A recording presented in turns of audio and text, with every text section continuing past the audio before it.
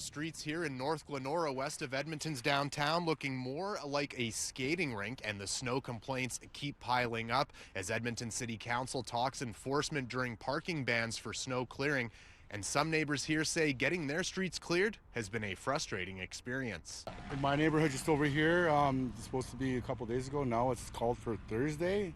So yeah, the roads are really bad. It's the never-ending story in Edmonton, snow clearing on residential streets. Corey Campo got a notification about a parking ban only to have the whole neighborhood delayed, he believes because not enough people move their car. It's very frustrating because they're asking us to move the vehicles off and all that. A lot of people are, and then, you know, people are waiting. Where are you going to put your vehicles, right? When, you know, and they want, and when they say they're supposed to do it, and the roads are very, very terrible where I live. The city did have plows out this weekend, reversing a previous decision to pause during the weekend, but that caught some Edmontonians off guard. Because they came at about 8:30 at night, just plowed everybody in. No parking signs, no nothing.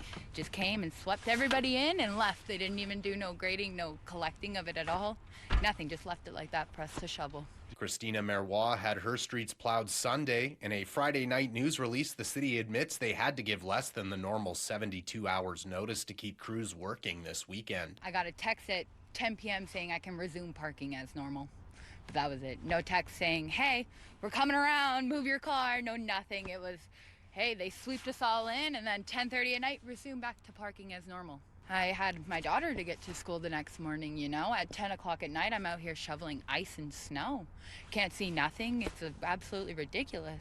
Those in charge of snow and ice clearing with the city of Edmonton telling City News that cars left on residential roads have been an obstacle for crews, saying that if too many vehicles are left parked on the street, those neighborhoods may be rescheduled or skipped. Monday, City Council got an update on enforcement, reminded there's not enough money in the budget to tow vehicles during the residential parking ban. Edmonton only has 5 dedicated bylaw officers handing out tickets. Councillors voting against a proposal to lower the ticket price from $250 to $150, but hope the revenue from those tickets can be used in part for better enforcement.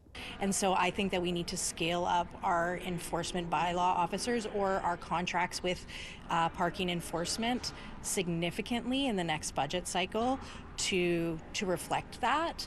And then I do think that, you know, one of the justifications for having a higher fine amount of $250 was to offset some of the cost of towing. Something Corey Campo says he'd like to see. I think that would be actually good in a way, right, for people, like to actually get their cars off the way and all that, instead of, you know, where it's blocked off and it's just narrow and all that. Is, you know, we need as much room we can get on these residential streets. The city of Edmonton telling me that since January 12th, 1,100 tickets have been issued. Darcy Ropchan, City News, Edmonton.